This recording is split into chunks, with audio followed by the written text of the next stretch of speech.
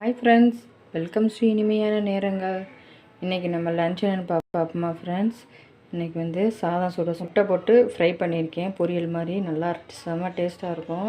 நீங்கள் குடல் வாங்கினீங்கன்னா, ஆட்டோட குடல் வாங்கினீங்கன்னா அதை வந்து நீங்கள் குக்கரில் எடுத்துகிட்டு ஃப்ரை பண்ணணும்னா வெங்காயம் தக்காளி எல்லாம் போட்டு நல்லா வதக்கிட்டு பெப்பரு மட்டன் பொடி எல்லாமே போட்டுட்டு ஃப்ரைங்க செம்ம டேஸ்ட்டாக இருக்கும். முட்டை பொரியல் மாதிரியே இருக்கும். இந்த பக்கம் உருளைக்கிழங்கு. ஃப்ரெண்ட்ஸ், வெல்கம் ஸ்ரீ இனிமையான நேரங்கள்.